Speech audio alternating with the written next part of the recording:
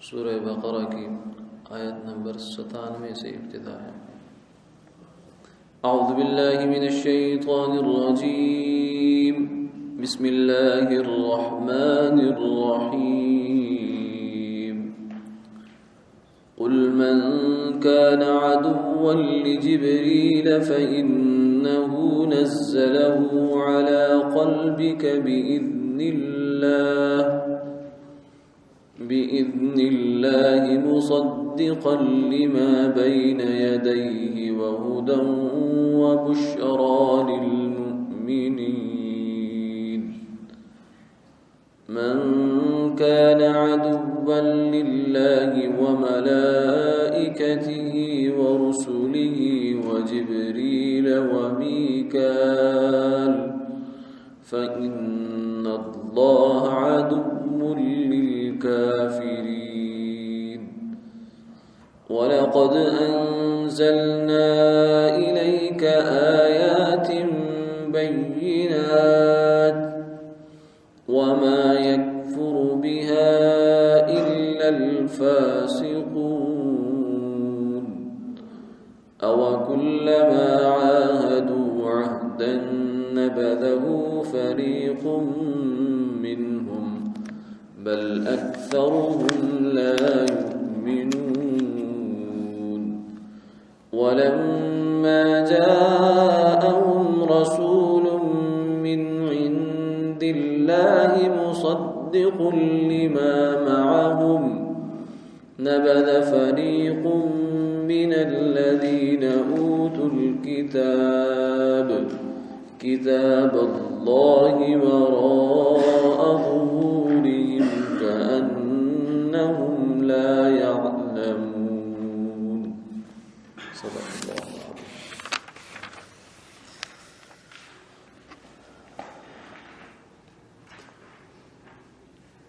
آپ فرما دیجئے کہ جو شخص جبریل علیہ السلام سے عداوت رکھے سو انہوں نے آپ صلی اللہ علیہ وسلم کے قلب تک پہنچا دیا ہے حکم خداوندی سے۔ اس کی خود حالت یہ ہے کہ تصدیق کر رہا ہے اپنے سے قبل والی کتابوں کی، اور رہنمائی کر رہا ہے اور خوشخبری سنا رہا ہے ایمان والوں کو۔ جو کوئی شخص خدا تعالیٰ کا دشمن ہو، اور فرشتوں کا اور پیغمبروں کا اور جبریل کا اور میکائیل کا، تو اللہ دشمن ہے ایسے کافروں کا۔ اور ہم نے تو آپ کے پاس بہت سے دلائل واضحہ نازل کیے، اور کوئی انکار نہیں کیا کرتا مگر صرف وہی لوگ جو نافرمانی کے عادی ہیں۔ کیا اور جب کبھی بھی ان لوگوں نے کوئی عہد کیا ہوگا، اس کو ان میں سے کسی نہ کسی فریق نے نظر انداز کر دیا ہوگا، بلکہ ان میں زیادہ تو ایسے ہی نکلیں گے جو میرے عہد کا یقین ہی نہیں رکھتے۔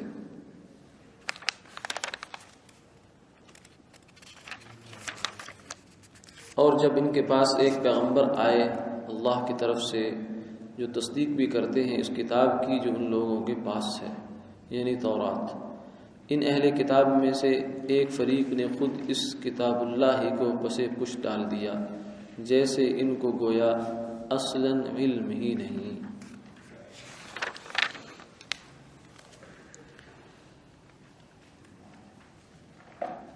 یہود مدینہ کے ساتھ ایک موقع پر سیدنا عمر رضی اللہ تعالیٰ عنہ کا مکالمہ ہوا۔ وہ ان کے جو بیت المدراس ہے، یعنی ان کے جو درس گاہ تھی یہودیوں کی، اس کے اندر تشریف لے گئے، اور وہاں جا کر ان سے کہا کہ تمہارا جو جبرائیل فرشتے ہیں، اللہ کے مقرب بڑے 4 فرشتے ہیں، ان میں سے ایک جو ہیں وہ جبرائیل علیہ السلام ہیں، میکائیل علیہ السلام ہیں، اسرافیل علیہ السلام ہیں، اور اسرائیل علیہ السلام۔ تو ان فرشتوں کے مختلف جو ہیں وہ ذمہ داریاں ہیں اور مختلف ان کے امور ہیں جو اللہ نے اپنے حکم سے ان کے ذمے لگا رکھے ہیں۔ تو ان سب میں سے جو مقرب فرشتے ہیں وہ جبریل علیہ السلام ہیں، کہ ان کی بنیادی ذمہ داری وہ ہے کہ انبیاء علیہ السلام پر وحی لے کے آنا۔ جتنے بھی انبیاء علیہ السلام سے اللہ تعالیٰ نے ان کو دنیا میں بھیجا ہے، تو جبریل علیہ السلام ان پر وحی لے کر آیا کرتے تھے۔ قرآن پاک بھی آپ ہی دنیا میں لے کر آئے۔ تو انہوں نے سیدنا عمر رضی اللہ تعالیٰ نے پوچھا یہودیوں سے کہ جبریل علیہ السلام کے بارے میں آپ کا کیا خیال ہے؟ تو وہ کہنے لگے کہ وہ ہمارا دشمن ہے۔ کیوں؟ انہوں نے کہا کہ وہ 2-3 وجوہات اس کی تھیں۔ ایک تو انہوں نے کہا کہ جو ہے بہت سخت احکامات جو تورات میں ہمارے اوپر آئے ہیں وہ جبریل لے کر آئے، تو اس لیے ہمیں ان سے دشمنی ہے۔ اور دوسرا یہ ہے کہ ہمیں جب کبھی بھی جو ہے وہ بنی اسرائیل پر کچھ پکڑ آئی، تھوڑی بہت تنبیہ آتی تھی، کچھ گوشمالی ہوتی تھی، تو وہ بھی یہی فرشتے کرتے تھے آ کر۔ تو اس لیے ہمارا ان سے کوئی لینا دینا نہیں، ہم ان کے دشمن ہیں، یہ ہمارے دشمن ہیں۔ تو حضرت عمر رضی اللہ تعالیٰ نے فرمایا کہ بھائی بات یہ ہے کہ تم جبریل علیہ السلام تمہارے دشمن نہیں ہیں، بلکہ دراصل تم اللہ کے دشمن ہو۔ اس لیے کہ حقیقت حال تو یہ ہے کہ فرشتے تو ان کی تو اپنی مرضی کچھ نہیں ہے، وہ تو اللہ کی ایسی مخلوق ہے، لا یعصون اللہ ما امرہم، کہ اللہ جو ان کو حکم دیتے ہیں اس میں وہ ذرہ برابر آگے پیچھے نہیں کرتے، اس کو سر انجام دیتے ہیں۔ تو وہ تو اللہ کے حکم سے سب کچھ کیا کرتے تھے۔ تو اگر تمہیں ان کے ساتھ کوئی مسئلہ ہے تو دراصل تمہیں ان کے ساتھ مسئلہ نہیں، یہ تو تم بہانہ بنا رہے ہو، اصل مسئلہ تمہارا اللہ کے ساتھ ہے۔ کیونکہ جو اللہ تعالیٰ کا بھیجا ہوا جو ہے وہ فرشتہ ہے، معتمد ہے، مقرب ہے، اگر تم اس پر ایمان نہیں رکھتے تو اس کا مطلب ہے تم اللہ پر ایمان نہیں رکھتے۔ بعض دفعہ ایسا ہوتا ہے کہ ایک آدمی کو جرأت نہیں ہوتی کسی بڑے کی مخالفت کرنے کی، وہ اس مخالفت کو کسی چھوٹے کی مخالفت کے عنوان سے لپیٹ دیا کرتا ہے، حالانکہ وہ چھوٹے کی حیثیت کوئی نہیں ہوتی۔ جیسے کوئی بندہ آپ کے پاس جو ہے وہ دعوت نامہ بھیجے کہ میری شادی پر آپ نے آنا ہے، یہ کارڈ ہے، اور کسی بندے کے ہاتھ پر دے کر بھیج دیا جائے، تو اب اصولی بات یہ ہے کہ اگر آپ کو دعوت نامہ مل گیا ہے اور آپ جا سکتے ہیں تو آپ کو جانا چاہیے۔ لیکن اگر ایک بندہ ایسا ہے کہ اس کا دل تو ویسے نہیں ہے جانے کو، اب اس نے کوئی عذر تراشنا تھا، تو اس نے عذر یہ تراش لیا کہ یہ جو بندہ دعوت نامہ لے کر آیا ہے یہ اچھا بندہ نہیں ہے، لہذا میں شادی پر نہیں آ رہا۔ یہ تو ایسا عذر ہے کہ بغیر کسی، یعنی بس بہانہ بنانا ہے، خوئے بدرا بہانہ بسیار است۔ تو یہودیوں نے بھی یہ جبریل علیہ السلام کے ساتھ جو رویہ اپنایا اس کے لیے یہ ایک بہانہ بنا لیا، حالانکہ اصل معاملہ تو اللہ تعالیٰ کے ساتھ ہے۔ ادھر ذرا ہمت نہیں ہوتی اور جرأت نہیں ہوتی تو وہ ادھر اپنا غصہ نکال لیا۔ تو حضرت عمر رضی اللہ تعالیٰ نے کہا کہ تمہاری دشمنی ان کے ساتھ نہیں بس، بلکہ اصل میں تو اللہ تعالیٰ کے تم دشمن۔ آپ وہاں سے اٹھ کر آئے، جب حضور صلی اللہ علیہ وسلم کی خدمت بابرکت تشریف لائے تو اتنے میں جبریل علیہ السلام آپ پر یہ آیات لے کر نازل ہوئے کہ جو گفتگو تقریباً ادھر ان کی ہوئی تھی وہی گفتگو اللہ نے یہاں قرآن پاک میں اس کو قرآن پاک بنا کر نازل کر دیا۔ فرما دیجئے کہ جو تم میں سے جبریل علیہ السلام کا دشمن ہے ان بیچاروں کا کیا ہے، انہوں نے تو اللہ کے حکم سے یہ قرآن آپ کے دل پر نازل کیا ہے، آپ کے دل کے اندر القاء کر دیا ہے اس قرآن پاک کا۔ تو اور یہ قرآن تو ایسا ہے کہ جو یعنی اس قرآن میں بھی کوئی ایسی وجہ نہیں کہ مخالفت کرے، کہ وہ قرآن تو تمہاری کتابوں کی تصدیق کر رہا ہے، ہدایت دے رہا ہے، ایمان لانے والوں کو خوشخبریاں دے رہا ہے، تو اس کی مخالفت کی کیا تک بنتا ہے۔ پھر آگے فرما دیا کہ جو اللہ کا دشمن ہے، فرشتوں کا دشمن ہے، رسولوں کا دشمن ہے، جبریل و میکائیل کا دشمن ہے، تو وہ یہ نہ سمجھے کہ میں دشمن ہوں، بلکہ دراصل اللہ اس کا دشمن ہے۔ اور اللہ کیوں؟ اس لیے کہ یہ سب مقرب ہیں، سب مقرب ہیں، اللہ کے ہاں ان کا بڑا رتبہ اور مقام ہے۔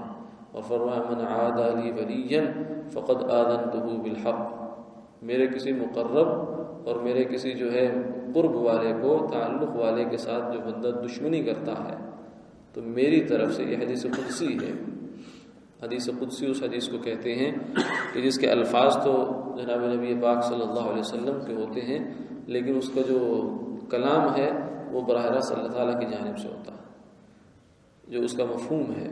تو فرمایا کہ جو بندہ میرے کسی محبوب کی، مقرب کی دشمنی کرتا ہے، فقد آذنتہ بالحرب، میں اس کو جنگ کا اعلان دیتا ہوں، جنگ کا چیلنج دیتا ہوں اس کو۔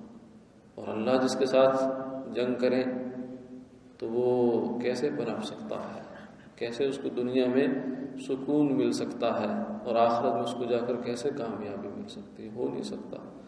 فرمایا کہ اس لیے تم اس میں مطمئن نہ رہو کہ تم دشمنی کر رہے ہو، دراصل یہ اللہ تمہارے ساتھ دشمنی کر رہا ہے۔ پھر آگے فرمایا کہ آپ صلی اللہ علیہ وسلم کی طرف یہ جو قرآن پاک نازل کیا، فرمایا کہ یہ تو بہت کھلی کھلی نشانیاں ہیں، اب اتنی کھلی کھلی نشانیوں کو جھٹلانا تو یہ تو کوئی بڑے ہی جو بدبخت قسم کا آدمی ہے وہی ہو سکتا ہے، اور کون ہو سکتا۔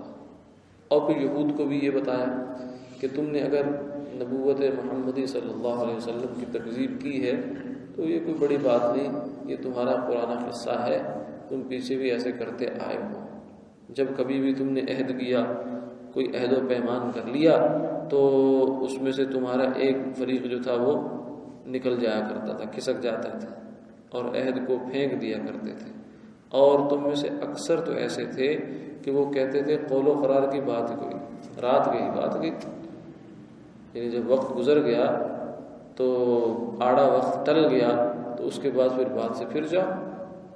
حالانکہ مسلمان ہونا، اس ایمان کا تقاضا تو ہے ہی ہے۔ فرمایا لا دین لمن لا عہد لہ، جس بندے کا وعدہ نہیں ہے اس کا کوئی دین نہیں ہے۔ مجھے دین میں ویسے جتنا بھی بنتا پھرتا ہے، لیکن اگر وہ اپنی بات پر جمتا نہیں ہے، کیونکہ انسان کو بات سوچ کر کرنی چاہیے، سمجھ کر کرنی چاہیے، سوچ بچار کے بعد کرنی چاہیے، لیکن جب بات کر لی کسی بھی معاملے میں تو پھر نفع نقصان ہے، نفع ہے یا نقصان ہے، چاہے کچھ بھی ہو جائے، پھر بات پر جمنا چاہیے۔ یہ صفت ہوتی ہے لا دین لمن لا عہد لہ، جس کا وعدہ نہیں ہے اس کا دین نہیں ہے۔ اور اس کے علاوہ یہ انسانی اخلاق جو ہیں ان کا بھی تقاضا ہے کہ اس سے معاشرت بہت اچھی وجود میں آتی ہے۔ ہماری جو اس وقت آپس میں بد اعتمادی اور بے چینی، بے برکتی کی فضائیں قائم ہو چکی ہیں، کوئی کسی پر کسی کو بھروسہ نہیں رہا، سگوں پر کسی کو بھروسہ نہیں رہا۔ وجہ کیا؟ یہی زبان ہے کہ انسان اوپر سے کچھ کہتا ہے اور اندر سے کچھ کرتا ہے، قول و قرار کر لیتا ہے اور بعد میں اس کو نبھاتا نہیں ہے۔ حالانکہ مشرکین مکہ مشرک تھے، کافر تھے، لیکن ان کے اندر بھی یہ صفتیں موجود تھیں۔ آپ صلی اللہ علیہ وسلم تو تھے ہی تھے الصادق الوعد الامین، سچے بھی تھے، وعدے کی پاسداری بھی کرتے تھے۔ سیدنا ابو سفیان رضی اللہ تعالیٰ عنہ جو بعد میں مسلمان ہوئے فتح مکہ کے موقع پر، پہلے وہ کافر تھے، وہ فرماتے ہیں کہ ایک موقع پر حضور صلی اللہ علیہ وسلم نے خط لکھا بادشاہوں کو، مدینہ منورہ میں جب چلے گئے تھے تو اس کا صلح حدیبیہ کا معاہدہ ہو چکا تھا تو اس میں انہوں نے مختلف بادشاہوں کو حضور نے خط لکھے اور صحابہ کو دے کر بھیجے۔ ایک خط جو تھا وہ روم کے بادشاہ کے نام پر بھی تھا، وہ اس وقت بیت المقدس میں اپنی عبادت کے لیے آیا ہوا تھا، نظر اس نے مانی تھی، پوری کرنے کے لیے آیا تھا۔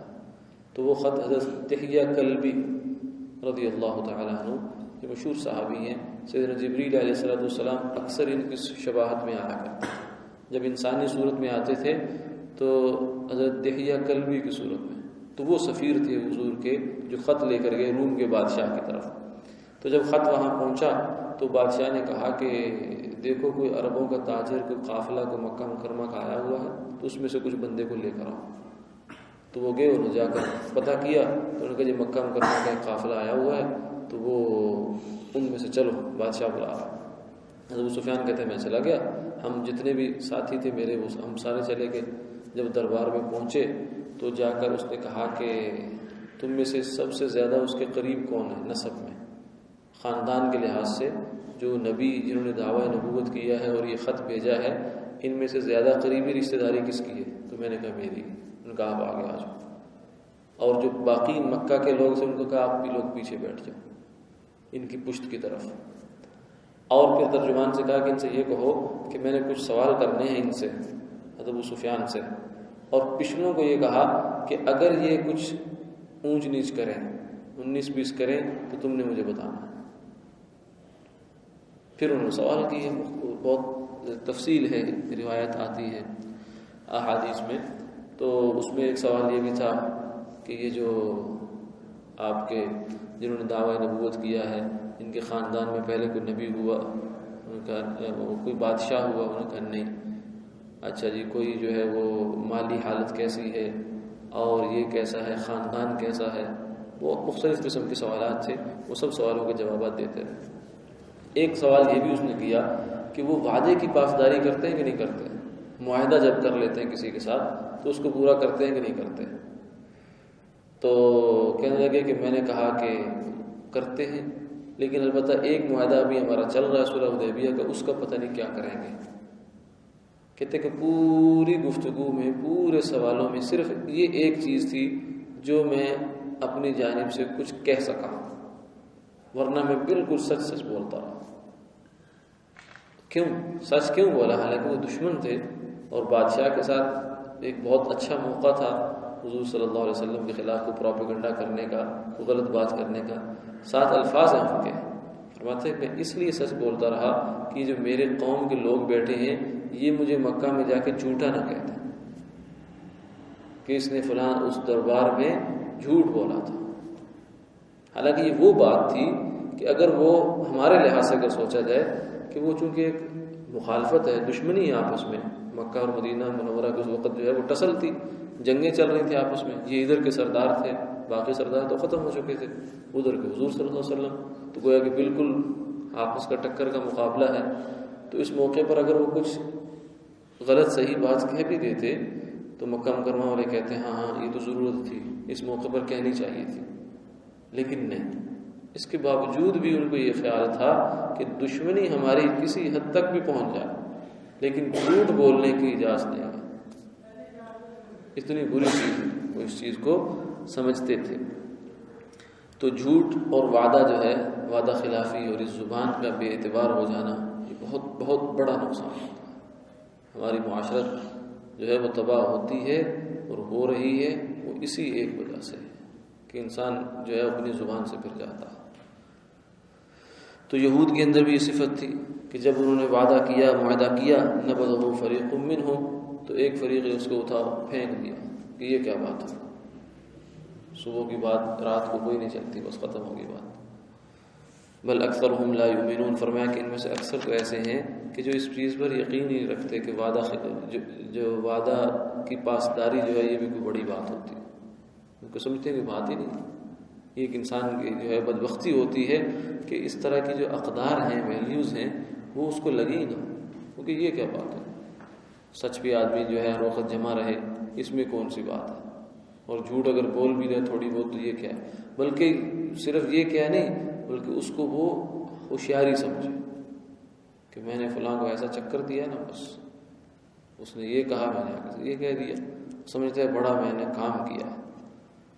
تو یہ تو انتہائی جو ہے انسان کی بدبختی ہوتی ہے. پھر آگے فرمایا وَلَمَّا جَاءَهُمْ رَسُولٌ مِّنْ عِندِ اللَّهِ مُصَدِّقٌ لِّمَا مَعَهُمْ، جب رسول آ گئے تو جیسے پچھلے وعدے اور اپنے قول و قرار یہ پھینکا کرتے تھے، تو یہ بھی ایک وعدہ تھا اللہ تعالیٰ کے ساتھ ان کا کہ جب آخری نبی آخر الزمان تشریف لائیں گے تو ہم مانیں گے ان کو، ان کے پیچھے چلیں گے، کیونکہ نبیوں نے اقرار کیا تھا. تو جو نبیوں کا اقرار تھا وہ ان کی امتوں کے لیے بھی اقرار تھا، وعدہ تھا. تو فرمایا کہ پھر اس کو بھی ان اہل کتاب نے پھینک دیا، اس وعدے کو بھی انہوں نے گویا کہ اپنی کمر سے پیچھے اتار پھینکا، جیسے انسان کسی چیز کو زائد سمجھ کر، بیکار سمجھ کر اپنی جان اسے چھڑوایا کرتا ہے. کتاب اللہ وراء ظہورہم، اور انہوں نے دراصل کیا کیا، حضور کی نبوت کو نہیں پھینکا، تورات کو پھینک دیا. کیونکہ آپ کی نبوت تو موسیٰ علیہ السلام اور تورات کی مصدقہ ہے، اس کی بشارتیں انہوں نے دی ہیں۔ تو جب انہوں نے اس بات کو نہیں مانا تو اب یہ اس کے بعد یہ کہتے بھی رہے کہ ہم تورات کے ماننے والے ہیں، تو یہ محض زبانی جمع خرچ ہے، حقیقت حال سے اس کا کوئی تعلق نہیں ہے۔ کتاب اللہ وراء ظہورہم کأنہم لا یعلمون۔ اللہ ہماری حفاظت فرمائے۔